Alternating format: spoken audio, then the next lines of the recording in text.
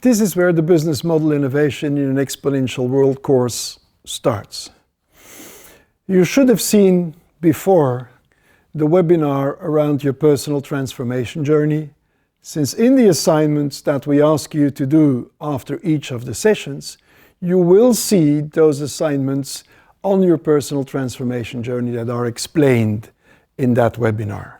So if you would not have seen that webinar yet, stop here and start by watching the personal transformation journey webinar first. Business model innovation in an exponential world applies for wicked problems, which means problems that do not have a predefined solution. Many engineering problems have a predefined solution. You know what you want to do, you roughly know how you would like to do it.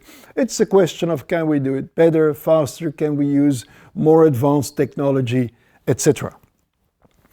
If this is your problem, then don't use this approach. This approach is one where you do not have, not even the slightest idea maybe, of where the solution might be. How do you deal with the corona crisis? We have no clue where that goes to. How do you deal with low literacy in a region? How do you deal with inequality in a region?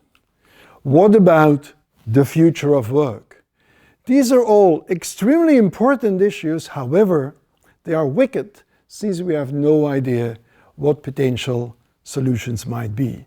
And in order to deal with those wicked problems, we're going to use approaches, methodologies based on design thinking, systems thinking, and the activation of collective intelligence. And that is why you are going to work on a particular project in a team of as diverse as possible partners. The seminar structure is 6 sessions, starting with a short theoretical introduction, since we think it is important to understand the context of what you're doing, after which you finish with your team with a particular assignment, which each assignment, as you see here in the gold printed, is an assignment out of your personal transformation journey. So the gray assignments are assignments that relate to your project, for which you're looking for a solution.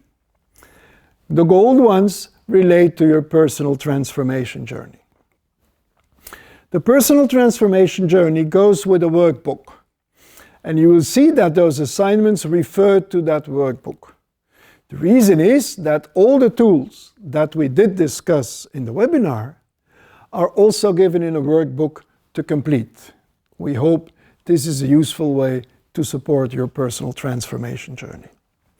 So the first session is a theoretical scope on the context, followed by your first assignment. The second seminar is to give you some insight in the tools you're going to use. What is design thinking? What is systems thinking?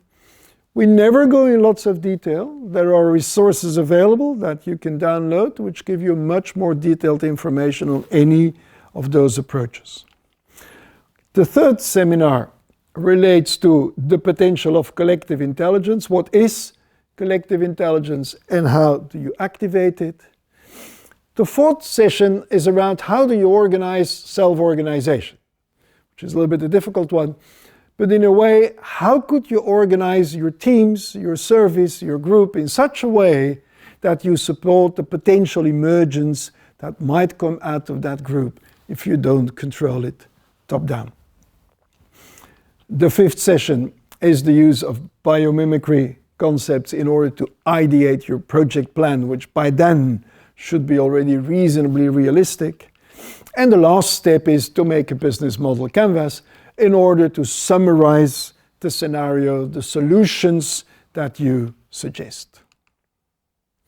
So let's start with a theoretical scope on the context. We live in a fundamentally complex world, and complex and complicated is not the same. Complicated means very difficult. Gathering the dustbins in a town or a region is very difficult, but can be optimized, can be solved. A complex system is a nonlinear dynamic system that you cannot optimize since it emerges out of the interaction of interacting agents. The simplest yet complex system is a roundabout. A roundabout is a circle with, say, 4 lanes. How does a roundabout work? And why did we replace so many traffic lights by roundabouts? Since they proved to be much more efficient. Now back to my roundabout.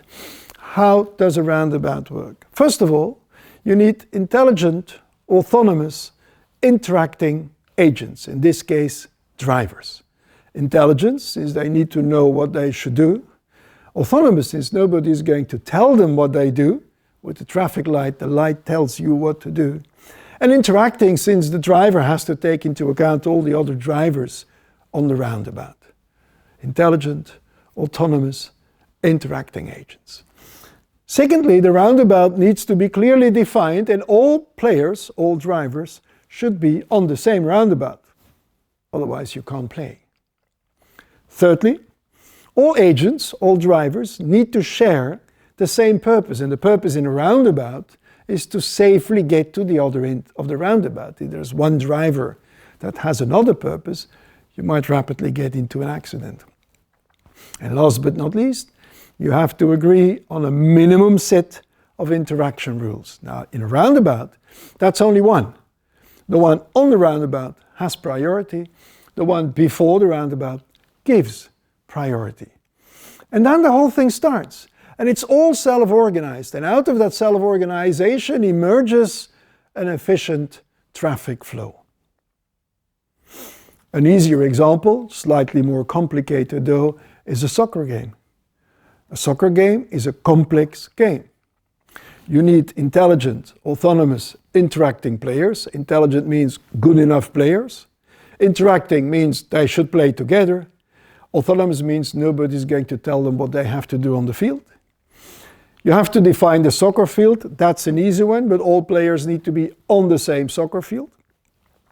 Thirdly, you need to share the same goal, which also is reasonably easy, which is making a goal, 10 in one direction, 10 in another direction. And last but not least, you agree on a minimum set of interaction rules, and that are the rules of the game. You shouldn't touch the ball with your hands, you shouldn't kick each other, etc., etc. And again, the referee whistles, and out of that emergence of interacting agents, suddenly you score a goal. It is unpredictable 2-3 seconds before the goal that the goal will be scored. That are examples of complex systems. However, our thinking, what we teach people around how to manage projects, is extremely linear, extremely silo-based, and based on very strict deterministic causal relationships. That, of course, doesn't really go very well together. If that is not bad enough, that complexity is disturbed by exponential technologies. I'll say a little bit more about that in a minute. And by what I like to call societal exponentialities. That makes that we live in a world which really is in need of solutions for very wicked, ever-changing, uncertain, wicked problems. And on the side of organizations, we see more and more the creation of what we call exponential organizations, and I'll explain that in a minute too. For organizations, it means that they will be based much more on collective intelligence. For education and research, that will mean that they will be much more based on ecosystems, innovation ecosystems, the next generation universities. For individuals, that means that the competencies that individuals need are going to change over time. So you will need to be much more networked. You will need to feel comfortable in that complex, ever-changing world. You can't control it. You should stop trying to control it. Rather use that in your advantage, right? Innovation takes place in a complex world, not in a predefined world. You should really start thinking systemically. And then you have, since we are dealing with wicked problems, since we don't know where the solution is, we really need to critically think about what would we like to realize. And then you hit into things like engagement, values, purpose, meaning. Translate that by the SDGs, the Sustainable Development Goals. Translate that by the values that you have encountered in your personal transformation journey. Anyway, what are you doing it for? What is the impact you are creating for a better world? And in order to realize that, we'll have to be much more agile in our innovation. We'll have to innovate in months rather than in years. Now, our classical approaches, our remedies, will not be enough to tackle this problem. We have to go to the cause, to the real root cause, and the root cause is the fact that we deal in a linear way with the complex world. Hence, we need a transformation from linear thinking to complex thinking. That is what you're going to work on for yourself in your personal transformation journey. This is what you're going to work on while working on your project plan.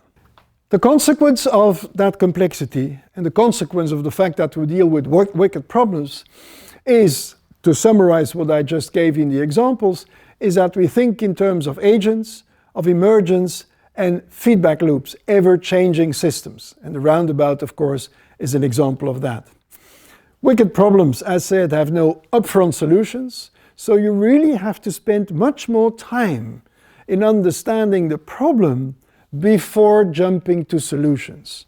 And the tools we use for that are design thinking and systems thinking being different from systems engineering.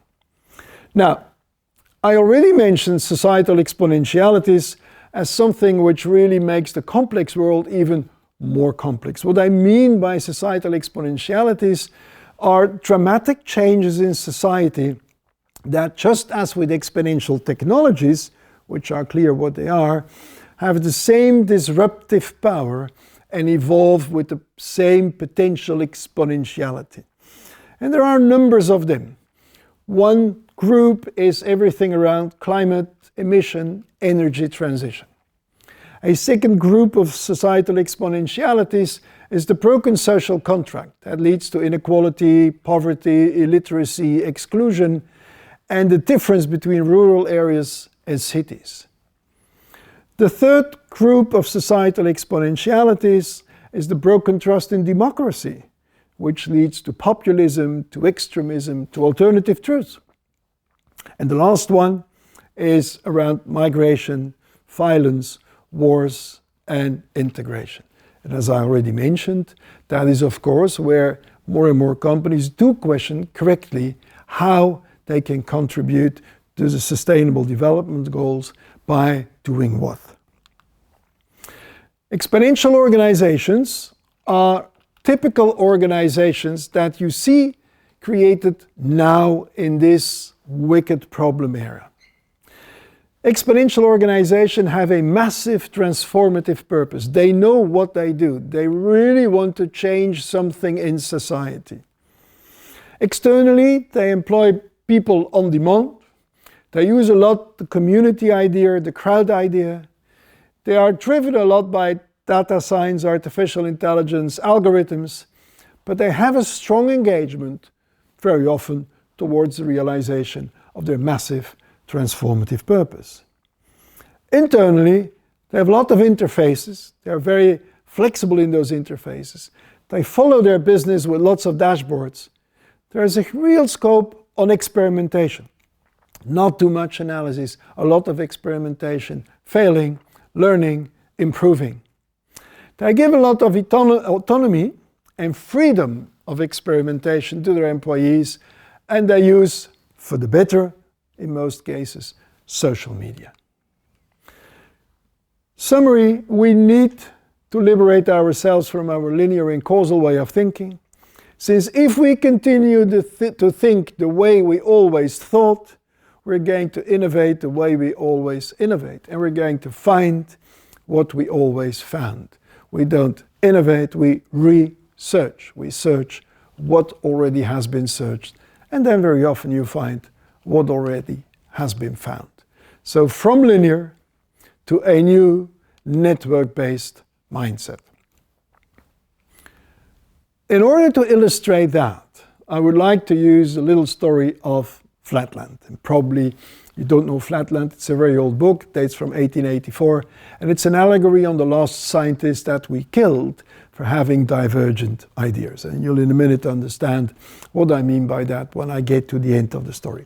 Flatland talks literally about a flat world, a two-dimensional world. And in that two-dimensional world, you have squares and circles and ovals and rectangles and whatever. However, if you live in that plane, if you live in Flatland, and you see a square, you see a line. And if you see a circle, you see a line. So Flatlanders say, in our country, we only have lines and dots, which is wrong. But that is what they see. There is more than what you can observe. There is more than what you can see. And there's one smart guy, a square, he says, I'm a square, you're a rectangle, you're an oval. And the other said, you're just a fool. Can't you see there are only lines? And the story goes on, and by the end of the book, square, a line, if you live in Flatland, goes for a walk in the forest. That means that the line is going to move in between dots. Arguably, trees are dots. And suddenly Square sees something very strange. He sees a dot that becomes a line, bigger line, smaller line, and the dot disappears. Square is very happy. What did Square see? Square saw a sphere that came through the plane, hit in a dot, small circle, bigger circle, smaller circle, disappears. Where does the dot go if there is not a third dimension? So Square is very happy and says, yes, I've seen the third dimension. Did Square see the third dimension? No. He saw a dot that became a line, that became a dot and disappeared. But he imagined the third dimension. He was smart enough to imagine the third dimension. Anyway, the story continues and Square rushes back to his village, says, guys, I've seen it. They say, oh, what did you see? Well, he says, I've seen the third dimension. Oh, they say, what did you see? He says, well, I saw a dot that became a line, that re-became a dot and disappeared. And the others say, and that is the third dimension. They cut him in pieces. That's how the book ends. As I say, it's an allegory on the lost scientist that we have killed for having divergent ideas. How can you see the square? You can only see the square if you get out of Flatland, out of the two dimensions, move into the third dimension and look down into the plane. So from a new dimension, from a new paradigm, you could see a new solution. And then we're in good company.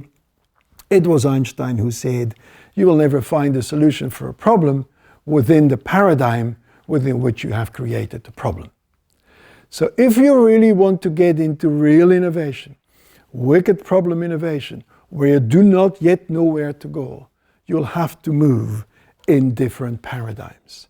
That situation of striving for a new paradigm is nicely summarized in the poem of Antonio Machado. Wonder your footprints are the path and nothing more. Wonder there is no path, it is created as you walk. By walking you make the path before you, and when you look behind you see the path which after you will not be trod again. Wonder there is no path but the ripples on the waters.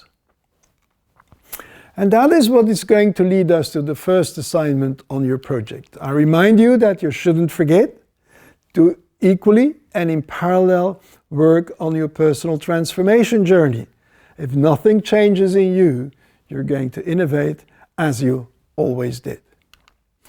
First assignment is to have in your team a completely open brainstorm around your innovation, the project you want to innovate. And you create in one or another form an item tree. You can use a cognitive map if you want to do that, but just an item tree, as broad and as open as possible. All ideas are equally valid.